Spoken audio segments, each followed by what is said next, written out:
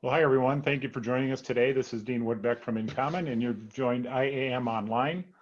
It's my pleasure to introduce our moderator for today, Nathan Doors, who is the Director for Identity Access Management at the University of Washington. He's also been heading up a working group on OIDC. And with that, I'll say take it away, Nathan. Thanks, Dean. Can everybody hear me okay? Clear as a bell. All right, great. Thanks, Dean, and everybody for joining us. Today's IAM Online, the monthly webinar focused on identity access and management. IAM Online is brought to you by InCommon Internet 2 and the EDUCAUSE Higher Education Information Security Council. We're taking questions and comments using the Zoom chat features, so please send those messages during the presentation, and Dean's going to keep an eye on that. You'll find the chat button along the bottom of the Zoom screen, so go ahead and click the button to see the chat.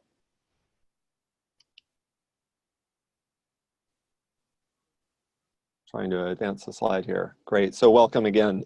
Today's IAM Online will explore the trust and identity initiatives and working group activities shaping the adoption of OpenID Connect and OAuth within and for the research and education community, particularly in support of multi-institutional academic collaboration. Throughout the talk, you may hear speakers refer to OpenID Connect by the abbreviation OIDC. And when we refer to OAuth, we're generally referring to the framework of standards and specifications related to OAuth version 2.0. Here are today's speakers, representing 4 perspectives on OIDC and OAuth in the R&E community. We have Rashana Ananthrakrishnan, Head of Product at Globus, an online platform for research data services and applications. Welcome, Rashana. Roland Hedberg is a software developer from Sweden and Catalogix. Good evening, sir. Davide Vighetti is from Consortium GAR in Greece and is the chair of the R&E working group under the OpenID Foundation. Thanks for joining us, Davide. Albert Wu is the Federation Service Manager at InCommon and Internet 2. Hope you're enjoying the new role there. We really appreciate you running the Federation. And lastly, I'm Nathan Doors from the University of Washington. I'm current chair for the InCommon OIDC OAuth Deployment Working Group, and as well as your moderator for today's IAM Online. Here's a rough outline of the agenda today. I'll kick things off with some brief context setting and objectives for the session. Then Davide will describe the purpose, deliverables, and impacts of several working group activities happening in the community today. Next, Roland, Rashana, and Albert will share several perspectives on OIDC and OAuth, covering the perspectives of developers and standards bodies, research community proxies and service providers, as well as that as a Federation operator. Lastly, I'll wrap things up with some recommendations for you to consider in 2019. Objectives. Today's session is intended to help you learn how to ensure OIDC and OAuth deliver what our community needs to sustain multilateral federations, and how Internet 2, REFEDS, GÉANT, and others are coordinating these activities to influence standards in this area. You'll also learn practical ways to navigate these activities and how and when to get involved, as well as possible action plans in 2019, including how to contribute your time based on your interest. First, I just want to cover a few things in the landscape from 2018 that inform OIDC and OAuth, including in 2018, the FIM4R initiative identified requirements that warrant further consideration of OIDC and OAuth, including non-web use cases and access delegation. Their V2 paper categorized requirements according to several types of constituents, all of which really can influence how OIDC and OAuth are deployed.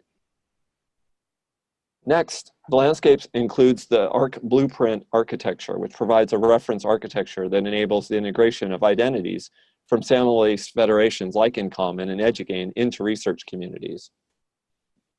The ARC blueprint architecture has been adopted by research collaborations as a reference model, enabling them to deploy ecosystems of research services and applications, including ecosystems of end services that rely on OIDC and OAuth. Meanwhile, wider industry observers have noticed our large-scale SAML-based federations like InCommon and GÉANT, all related to academic collaboration spanning many organizations. And we're really happy that the OpenID Foundation has welcomed the R&E community to help develop the OpenID Connect Federation 1.0 specification into a standard. So that's the context. Now I'm going to hand off to Davide, who's going to describe several working groups in the community today, as well as their deliverables and impacts. Davide, over to you. Thanks, Nathan. So first of all, I'm from Italy, not from Greece, but I would love to be from Greece as well.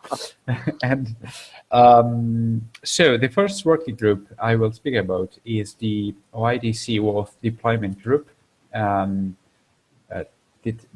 This working group has been created inside the InCommon Identity Federation, and he is currently led by Nathan Doors, that speak just a few seconds ago. Next slides, please. And so what this working group is about. So the funny thing is that I didn't participate to any of the meeting of this working group, but working in the same field on OpenID Connect, I've been told many times about how interesting is the work inside this working group and the point of view on the deployment that is very important.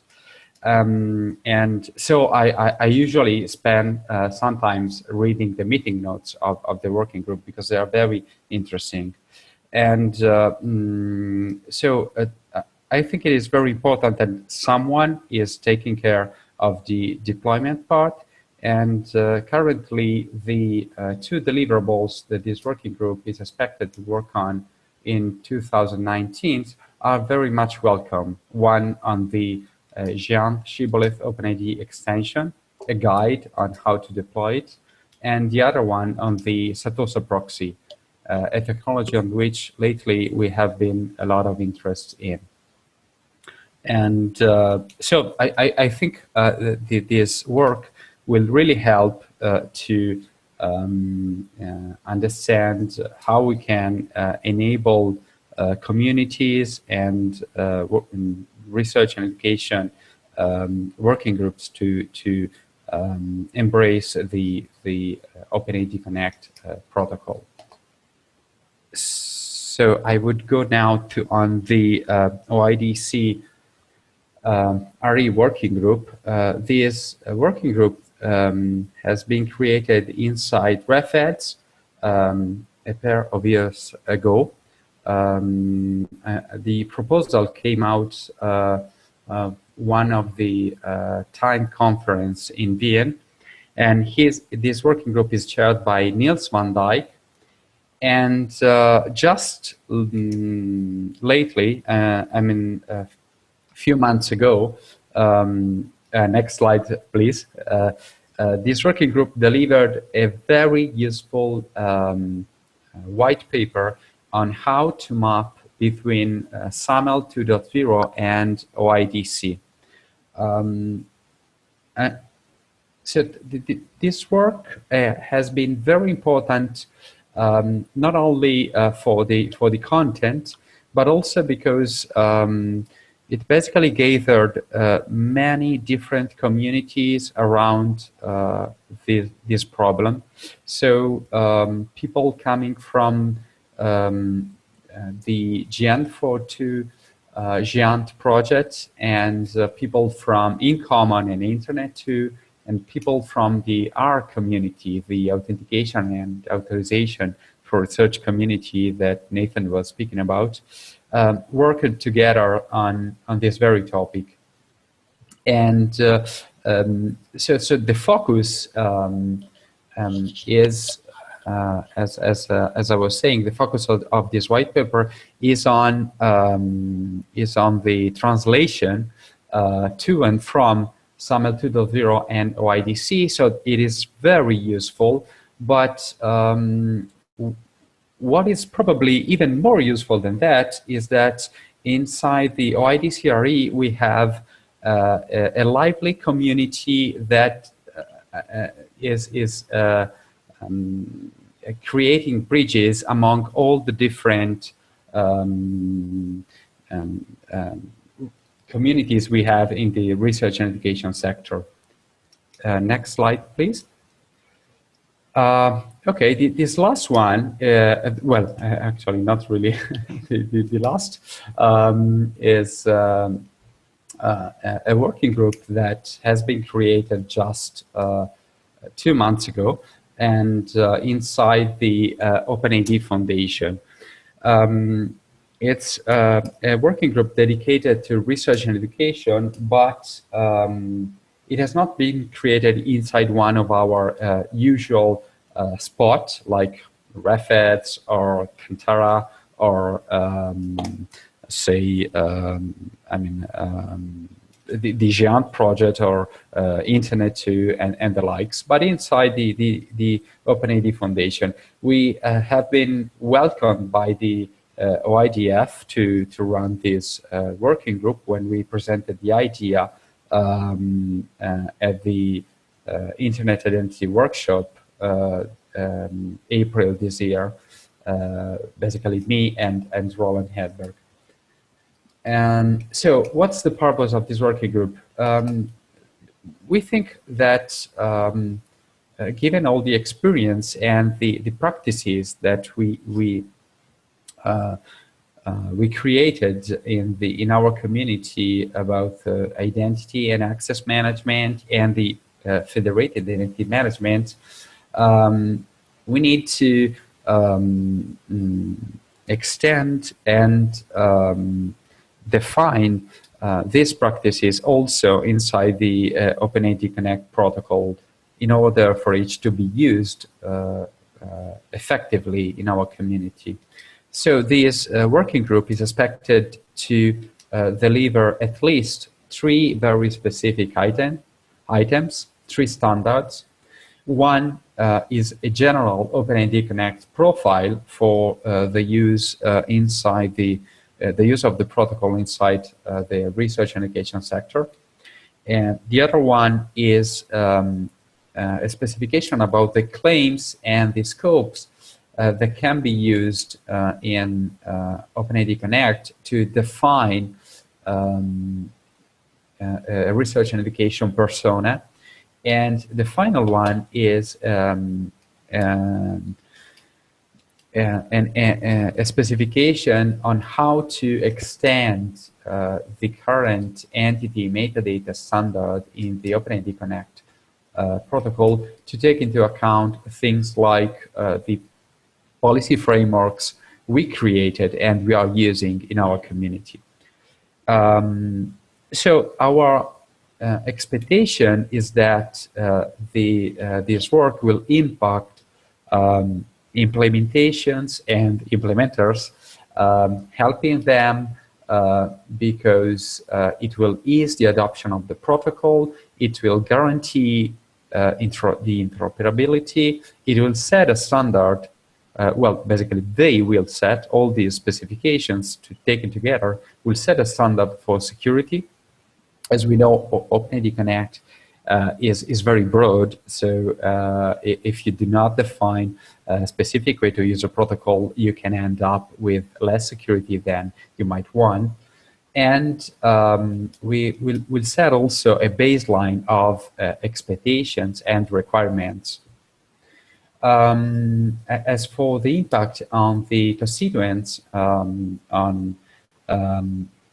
the R&D sector, I would say once again, the expectation and the aim, our hope, is that this work inside the OpenID Connect Foundation will create a bridge between the R&D sector and the vendors and the industry, so that we can at some point expect that our own R&D standards will be accepted and fully supported by industry software and products. Next slide, please. Okay, the last one is this Federation 2.0 working group that has been recently created by a bunch of people inside REFEDS, and that is chaired by Tom Barton and Judith Bush. Sorry. Next slide, please. So this working group is very. You can learn a lot about this working group having a look at the Federation 2.0 series of blog posts on REFEDS, where basically they are trying to imagine the future of Federation, but when they say future, they say the next year, not 10 years from now. And I think they are very so they are trying to actually bridge the gap between new technologies and new standard and current practices. And in that, I think they will have a great impact. So next slide, please. Obviously, since this very working group has started just right now, it's probably too soon to say. Done. Awesome. Thank you. Davide, thank you for that summary. That was really well done, and I hope folks got an overview of those 4 working groups and kind of what they're up to and what their deliverables and impacts may be. Next up, I'm going to switch focus over to these perspectives from Roland, Roshana, and Albert, starting with Roland from his developer perspective and that of someone who's been participating in standards bodies for years. So Roland, developers, first of all, hello, sir. Can we hear you okay? I hope so. Oh, yes, I can. So developers contribute to all this stuff, working groups and standard bodies. Which of the working groups are you going to participate in? Well, that's an interesting question. If you ask which I'm going to participate in, because as you know, I'm planning to retire soon. But when it comes to which I'm member of right now, I'm a member of sort of all of them, and I think I've been sort of the designated disseminator. I go from one to the other and tell them what's happening in the other groups. Right. So that's sort of have been my role for a time now. Exactly. And, a lot of times we refer to the OpenID Connect Federation specification about as being, Roland's or Andreas's, or Roland and Andreas's work. And so what is the status of that particular standard? So this summer we were, the draft was accepted as something called the implementers draft by the OpenID Foundation. Unfortunately, you could say that at the same time, Andreas Solberg came up with an idea. I know it's been brewing on for some time, but he hasn't settled. He hasn't sort of made any proposal until just at the time when we were voting on the other one.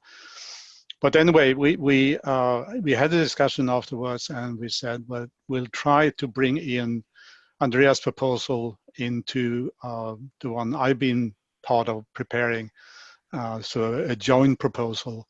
We worked on that this autumn, and I think we are. It's really hard to say how far we are along the way to getting it done.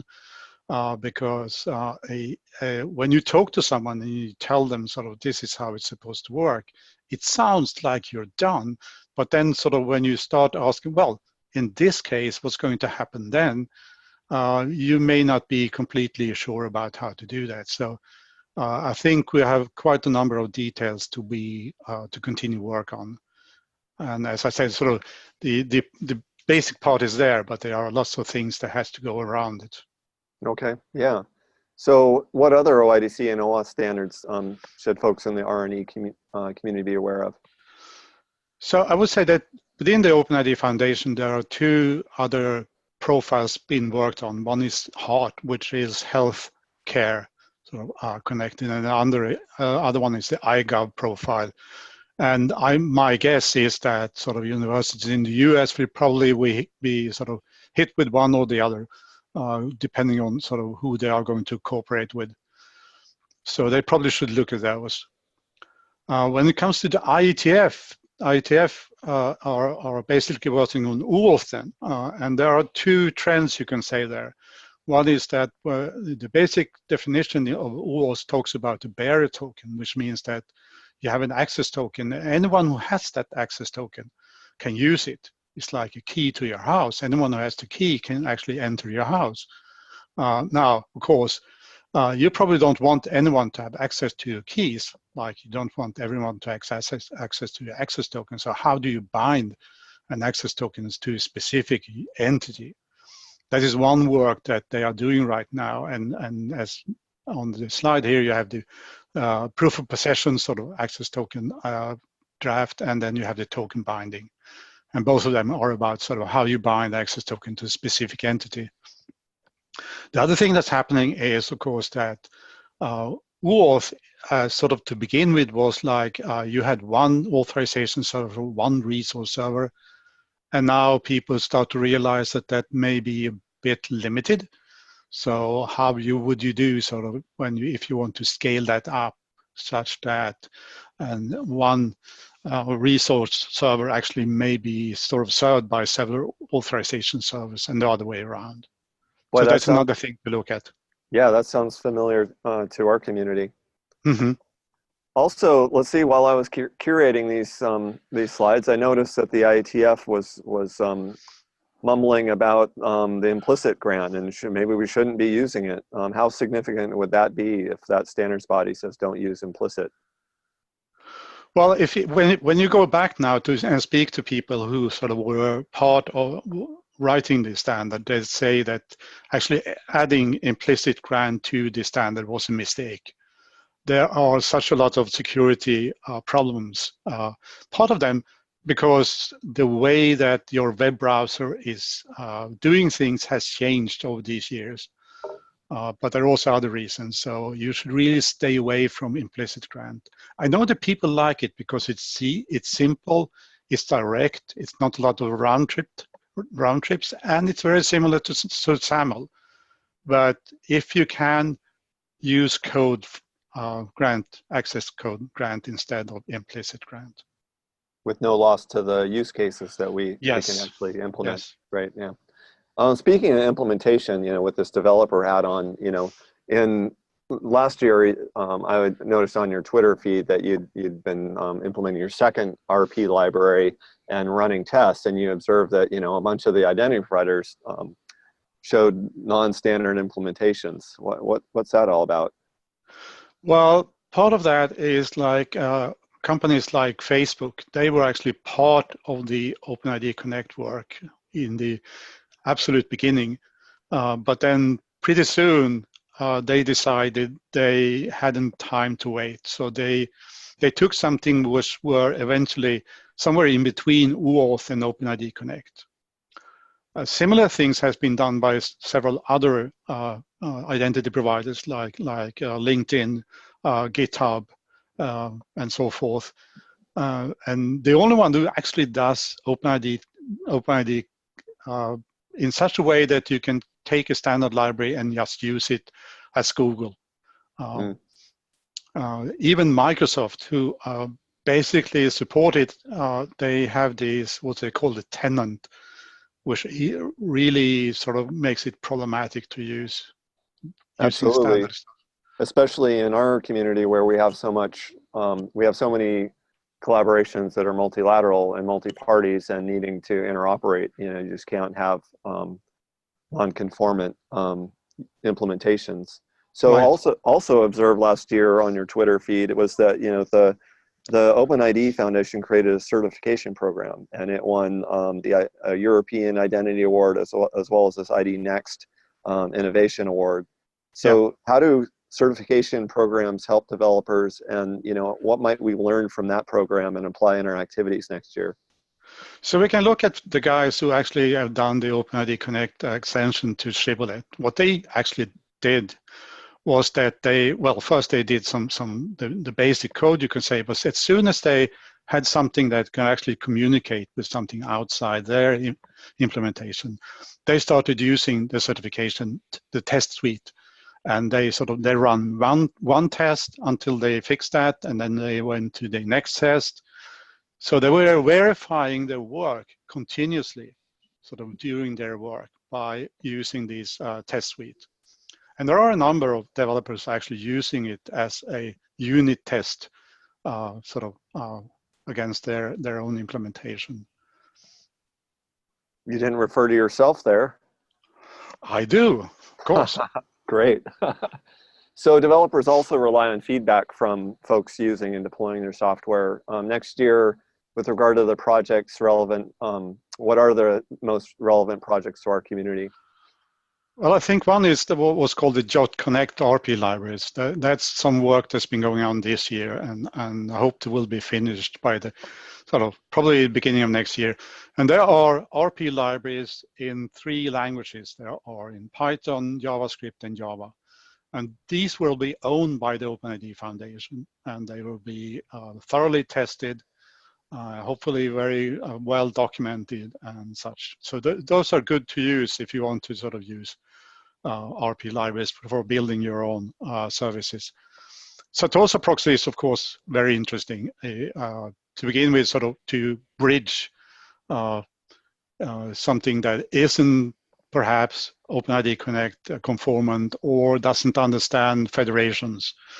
And then you can use Satosa as a bridge in between there. Satosa can do more, but that's one thing you can use it for. And then, of course, the further development over the OpenID Connect extension to Shibboleth. I think the next work that's going to be done this spring, at least I hope it will be, is adding the federation functionality. Yeah, that would be great. Any comments on what kind of feedback would be useful? Well, as always, software is never done. So it's honed and refined based on user experience. So go use it and tell us what's not working and how you think it should be better. Absolutely. And it looks like I couldn't pin you to a straight answer on which is more important, conformant tests or deployment guides, both. I think both are extremely important. Yeah. Okay, last question. Cast yourself into the future a few years. Maybe you're retired, maybe not. Oh wait, no, this is time travel one, right? Okay, so yeah, maybe you go visit yourself in the future, but the reason you're going into the future is collect data on OIDC deployments. If you could do that, what would you want to observe and learn from the future and apply to what we're going to do next year? Well, one thing is that I foresee, I don't know if I read this right, but I think that federation as we are used to it today, which is very, I would say, one-dimensional, it's probably going to change. I think that we will see more federations that are centered around, for instance, research projects, around specific use cases and such. And that I would really like to see, and it would be interesting to see if we missed something that makes this impossible or not. I also think that, as you alluded to, that authorization services will be something that will come in the next couple of years. Presently, we use the SAML model, which is that you present the RP or the SP, if you speak SAML, with the attributes, and then have it make the decisions as to what the user can do and don't. And I think that's good for some use cases, but it's not like, it doesn't work in all use cases, specifically if you have a central authority that wants to control who is doing what. And then, of course, it would be interesting to see how fast you phase out SAML and phase in OpenID Connect OAuth. Indeed, many sites, including my own here at University of Washington, we're always phasing in and phasing out things. We have plenty of technologies in our environments all at the same time, so that will be interesting. Good luck getting into the future there. Let us know what you see. Yeah. Great job. We have true pros today on this IM Online. Next up is Roshana from Globus, sharing the perspectives of a provider serving the needs of research collaborations research services and use of research community proxy. Over to you. Let me know as you want to advance slides. Great. Thanks, Nathan. So I'm going to do a little bit of a very quick overview and then largely address the questions Nathan had posed on this presentation. So first, Globus OAuth provides what we call foundational identity and access management service, and largely to the research community. There are really sort of three key aspects to it. One, it is an OIDC provider, so it can sort of issue claims and assert identities. Second one, we operate an OAuth 2 authorization service, so access tokens and all the validation and everything that comes with running a full-scale authorization service. But we do this on the basis of federated logins. So we ourselves don't, Globus itself does not provide username, passwords and stuff. So we sort of are, as Nathan used the word proxy, we're sort of brokering the identity piece there. So you use federated logins and then Globus issues the assertions. It's a single hosted service, Globus OAuth. It's a single hosted scalable instance that we operate for the community. So it's not, we don't have multiple OAuth services. Although, as Roland hinted, we are seeing some use cases where resource providers are having to consume tokens from multiple OAuth servers, and there's some interesting open questions there. So in a very high nutshell, that's sort of the key pieces in Globus OAuth, and we look at it as a broker, if you will, between the various pieces in our research ecosystem, the users themselves, the identity providers that come from their institutions, the applications, whether it's a browser-based one or not, that they're using to access, and the services, right? There are, I would say, 4 key use cases for us that we see. One is users just trying to log into applications and using their federated logging, so trying to make sure that people are not creating new username passwords for every app that they bring up. And the second one is the applications accessing services on behalf of users. So there's a little bit of the delegation use case there. And then we also have use cases where services access additional services. So you have call chains that happen in the research community pretty often. You have an execution service that calls a data movement service, or an execution service that has to go out and call an authorization service, and so on. And then lastly, services accessing resources itself. So which means it's a sort of a service account or a robo account or what have you for doing that. So these are 4 key use cases that Globus OAuth meets, and we keep refining our capabilities to meet those. There was some questions around metrics. So I've provided a few metrics here. First one, federated identity providers. There are over 500 that you could use to authenticate with Globus and use the whole security ecosystem. We have over 1,000 registered applications or clients. Some of them, many of them are browser-based. We do have several that are sort of command line or what we call native applications. And then registered services, we have about 60. Vast majority of them are Globus services, but there are quite a few services that are not written within the Globus ecosystem, sort of independent groups that are writing services that then register them to use Globus OAuth for protecting those services. Nathan, next slide. Thank you. So the next aspect of this was discussions around these open standards and activities and why we see them as critical. So I think the very first slide in this already talked about, collaborations, and I want to highlight essentially across organizational security boundaries. So with us serving the research and education market, pretty much that is the key requirement we have to meet. And having all these accepted and trusted standards are key for interoperability, right? We would not be able to provide this single instance service, which gives us economy of scale and operation, if there wasn't a broad agreement on standards and what these identity providers look like. And I want to highlight a little bit of not just the standard agreement on what this should look like, but also the trust around these identity providers. I'll use an example to highlight this. So one of the key functionality Globus as a platform provides is data access. So we have a service, a transfer service, and a sharing service. And some of the support tickets we've gotten recently, we had one user come to us and say, I'm trying to access this file. I know I have access to it. I'm not able to do this through Globus, and here is this error I'm getting, which says I have access denied, right? So the user has no idea, or should not have any idea, of the many hops that happens between how they authenticate, authorization, and so on. But essentially, they see an authorization denied error. So we dig through and we find out that the identity provider has, for some reason, decided to change the EPT ID, the permanent identifier that they issue for users.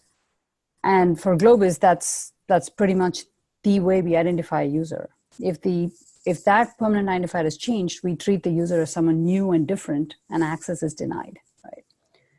So we have this as a resource provider, we see this without having a good relationship and a trust relationship across the chain as resource providers with the campuses, the users, people deploying the services. Not only is this hard to debug, it's really hard to solve. Because at the say-so of a researcher, we are not going to reassign these identifiers to that researcher. We don't know if we should be, who asserts that we should, and so on, right? So it's a very mundane use case I'm describing here, but it's very realistic. We solve at least 2-3 of these in a year. It happens because somebody upgraded their IDP and forgot to do something correctly. It happens because they decided to change something in their identity provider. And for us to, as a community, to solve this and get the researcher moving, get the end user moving ahead with their job, we really have to have this framework where we can work together and sort these things out. So there's both the standards here, but also the federation and the trust aspect to it, right? The second angle to a lot of these is the attributes, right? So I think this group probably is well aware that there is a set of attributes that are used for authorization policies often. So the basic one that we see heavily used within our ecosystem is the edu person principal name. And that is used in all the authorization policies quite a bit. We also see a lot of demand for other attributes. So people want to be able to write policies around, I want to provide access to all my staff, or I want to provide access to all staff in a particular division. And all of that requires these release attributes to be released down the chain and managed. And it's not something that can be done by a single service provider or a single app writer. It has to come from some of the work that is happening in these standard bodies. So it's really critical for us to see these activities and have them succeed, so we can support this multi-institution collaborations and such. So delving down a little bit, how do we do federated logins? We use CI logon to bridge to InCommon identity providers. So that's how those identities flow in. Globus also has a use case where there are several divisions or projects that have their own identity providers, and we have to support them as an option for login. So I've given you some examples. The Argonne Leadership Computing Facility, for example, runs its own identity provider but they are not a part of the InCommon. The Argonne main login, Argonne National Lab login is. So there are such use cases which we'll have to support. We also support other social logins. ORCID is one example. Google is another one where we support. In all of these cases, Globus Auth sort of acts as the proxy. The authentication is done there, and then the Globus Auth turns around and issues tokens to applications and services. So there are some baseline expectations.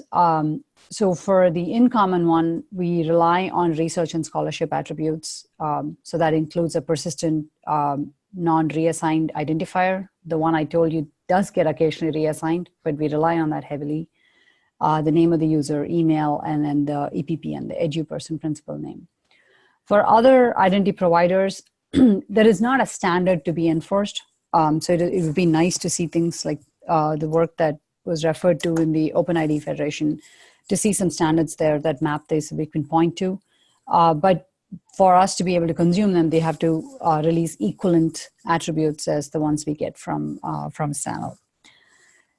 Something to note here is because we are only brokering the authentication and we issue these assertions, and authorization is managed by the resource owner, we really are not sort of blessing these identity providers in any way or anything of that sort. It's pretty much up to the resource owner to determine what identity providers they consume and how often do they want users to authenticate and things. So we're really having a facilitation function as opposed to being a trust broker, right? Next slide. So Nathan had asked about how people are building applications around using Globus. So because we are standards compliant, there's a lot of, we highly encourage using standard libraries and client tools. So OIDC and OAuth lib is heavily used. We have seen it very successfully used.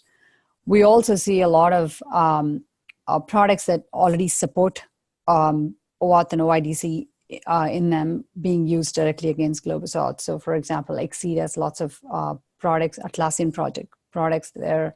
All they had to do was just configure the endpoints in their set. Apache, again, the same thing. So there's a lot of benefit to the fact that we are completely standard compliant. People are using all these libraries. There are questions around discovery of scopes. How do you figure out what the particular resource server supports and how do you use that? We have solved some of it, and I think there's a lot more in that space that can be done. And in this community, it's definitely not all about browsers. So I have some examples on the left of screenshots where people do command line applications. People want to do automation, be able to use the same security infrastructure, but be able to automate something, long-running tasks. And OAuth has very nice support for a lot of these things, refresh tokens and native app grants, and we support all of those, and it's heavily used within our user base. And also the use of service accounts, right? To prevent all this password sharing that happens, we encourage the use of sort of the client ID and that OAuth provides to register services and use them as first-class accounts for its authorization on those accounts. We support the 4 grants, authorization code grant, client credentials, and native app. So I put implicit grant with a big asterisk. So I completely concur with Roland. I think there are so much security issues with that. For a very well-behaved app, I believe you can do the right things with implicit grant, but it's not something that, it's not something that can be easily accomplished in a very secure way. So we don't support that generally. Our web app uses it, but we've spent a lot of time trying to ensure the security pieces around it. It's a pure client-side JavaScript app, and it was a battle between usability for the users and supporting some implicit grant. So that's something we keep coming back to and rethinking. So I expect we'll maybe get out of that at some point, but it's not something we support for any of the users. They can only use the other 3 grants with our platform. Next slide. So we also have securing services. So this was some perspectives on how people are building services.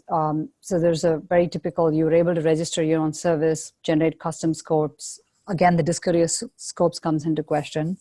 We also support service to service, which I think is pretty unique to the research environment, where you see these chain of services and you have more restricted delegation requirements. So there's a lot of work in that space that we do.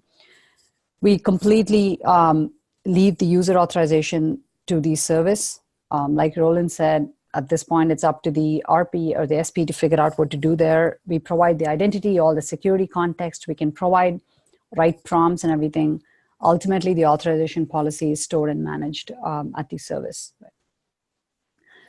So the last one was an interesting one. How do we translate these capabilities? So there are really 2 big end users for us. There's absolute end users. For them, it's really thinking hard about consents. How do you present the consents, the consent tree? What are they agreeing to? How do they manage that?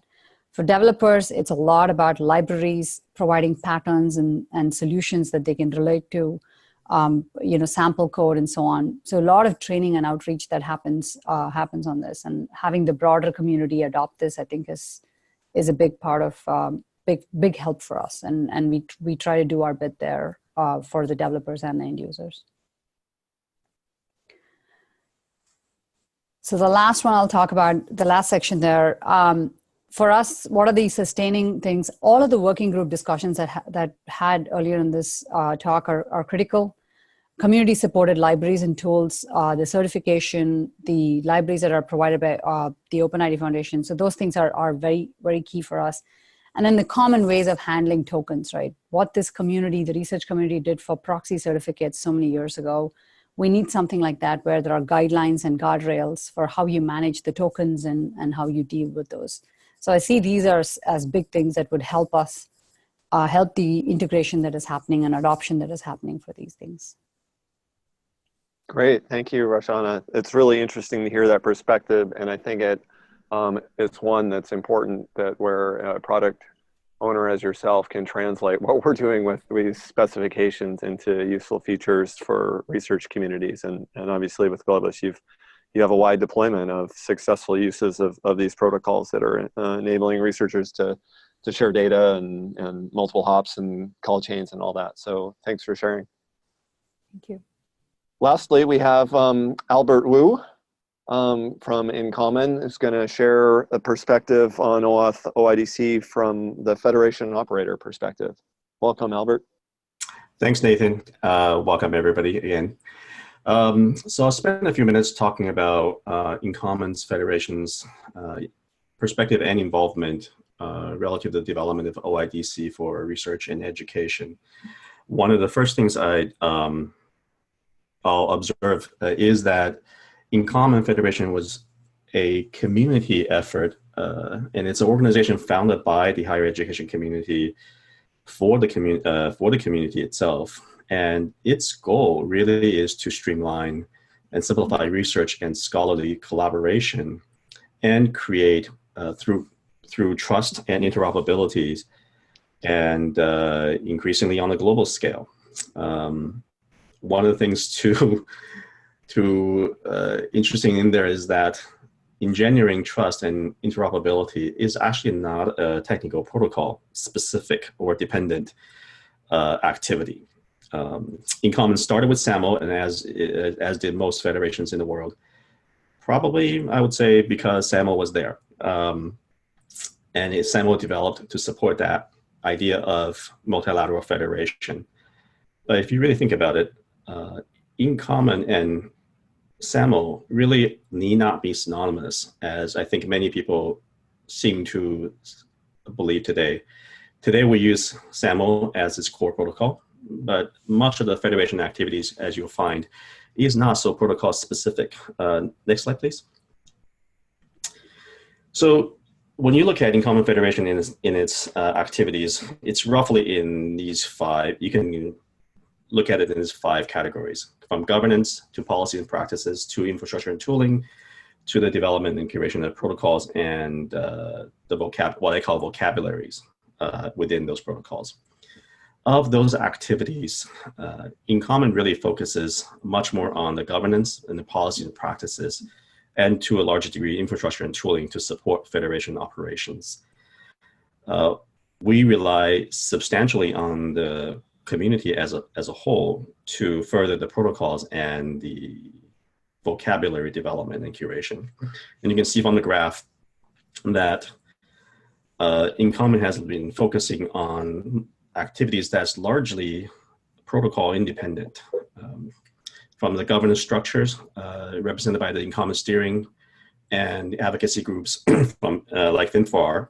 For those of you who are not familiar, FINFAR stands for Federated Identity Management for Research. It's a research, it's a group of research organizations getting together to advocate needs and wish list of research organizations in federated identity management. If you look at the protocols where things are more protocol specific, InCommon facilitates those developments and activities, though we do not dictate them. And even in those areas, you'll find a lot of the specifications really are fairly protocol agnostic. They require translations, as Roland had and Davide has mentioned, there are work underway today to work on translations and interoperabilities between protocols. Though one of the things to note,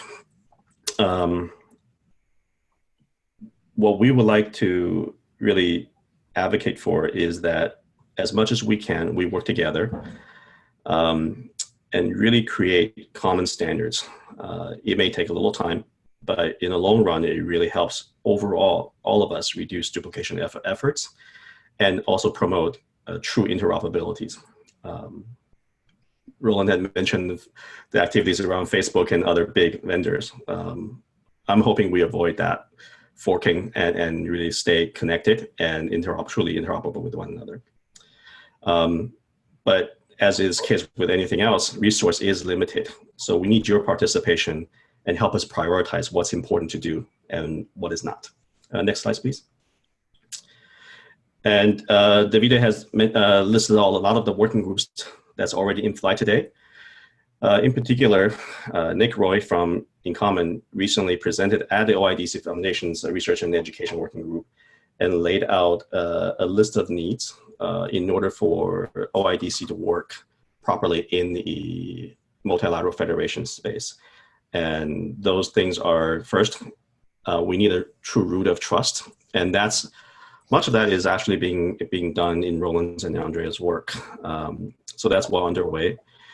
We need a way to map attributes and schemas, essentially the vocabulary bits of it. And you saw from the presentation earlier, there is work going on in that space as well. Finally, we need to develop an operating model that works for OIDC and OAuth. Finally, the translation between OIDC and OAuth. I'm sorry, SAML and OIDC. SAML isn't going to go away overnight. I think to get there, we need to evolve. And that work is underway, as you know, from REFEDS, OIDC Research and Education Working Group. As far as the participants in an InCommon Federation, I have a couple of suggestions and observations. I'll roughly break it up into two parts. Recommendations for the home organizations or those who are operating identity providers in the Federation today. First and foremost, please participate in the current working groups. REFEDS Federation Working Group, for example, even though it is run out of REFEDS, it is a true international working group, and it is an open working group. In fact, they just recently specifically asked for participation from non-federation operators so that we can get a true measurement of the community's needs. So if you have the bandwidth, please check it out and join. Of course, OIDC Foundation's R&E Working Group and the OIDC Research and Education Working Group in REFEDS. The other side of things to think about is actually within your own operations. From what I can see, OIDC and OAuth is particularly of interest in the cloud-centric API-enabled Internet of Things type world. In that world, you are likely going to run into identity management matters for non-human subjects. So the question to ponder is, do you have a scalable strategy within your organization to deal with that kind of issues? That's not so much a protocol issue. It's really a data and process management issue. The one example of that is, do you have a source for a persistent non-assigned and consistent for each subject? And I use subject because the entity signing into a service may not be human identifier. That's going to be important. These are, again, not protocol specific concerns, but something you want to think about. The other is perhaps reach out to within your organization and find out what your researchers and your applications development community needs are. That's usually a very interesting source I have found of information. So I encourage you to reach out.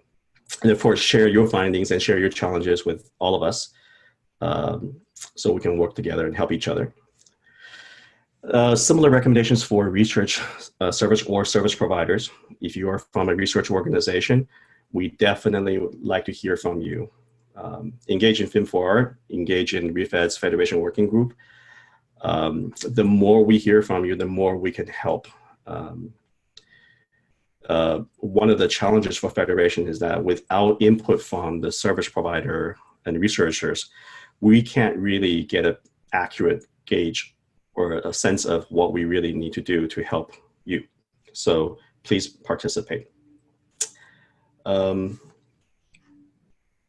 With that, that's my part. Awesome. Thanks, Albert. You brought us home there. So Albert, Roshana, and Roland and Davide, really appreciate your time. Great job today. In summary, we've seen that research service providers, are successfully using OIDC and OAuth already. Some are doing that through ecosystems like Globus or through use of the ARC blueprint architecture and proxying. So in addition to that, you've heard how these working groups are beginning to shape the adoption, and the work is ahead of us in 2019. So it's really now over to you, the community, to pick your poison. Where do you want to get involved, at what level, and for how long? The OpenID Foundation R&E working group next meeting is on Monday. The OIDC OAuth deployment working group meets on Tuesday. The OIDC RE working group list is active, and Niels would be happy to have you join that. And as you've seen, there's an open call with an initial meeting for the Federation 2.0 working group in January. Some recommendations on involvement. If you're really interested in standards development and contributing to the development of specifications, the OIDF R&E working group might be a great place for you. If you're more interested in input and ideas on, evolving R&E federations, maybe join the REFEDS Federation 2.0 working group. Or if you really have less time than that, but still want to contribute, there's great ways to do that without having to join some of these working groups. You can, watch Internet 2 and InCommon announcements and other lists where you can find out about milestone updates and provide feedback on the draft deliverables when there is a call for wider community review. And that can be documents as well as testing some of the software that's coming out, and do that against your actual local needs, and deploying to the resulting deployment guides for those software distributions. Specifically, many of us are running shibboleth identity provider software. So you might plan for your upgrades to version 3.4 or higher, and that'll allow you to test out the GÉANT OIDC extension, which is now in beta, and layers on top of that version. With that, you can figure out what are your use cases for OIDC. That could be web or non-web use cases, and test those use cases out and provide feedback.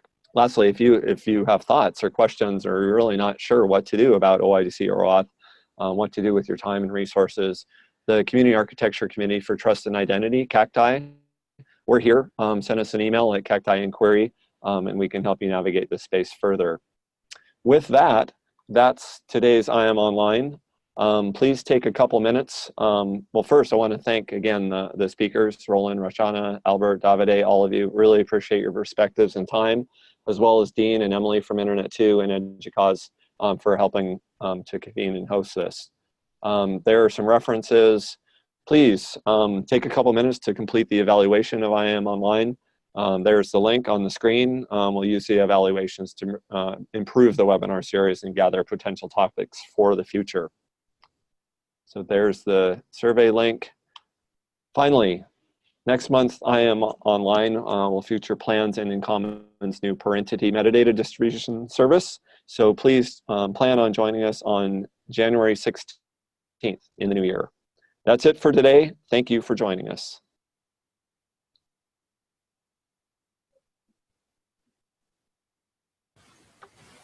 Thank you. Bye-bye.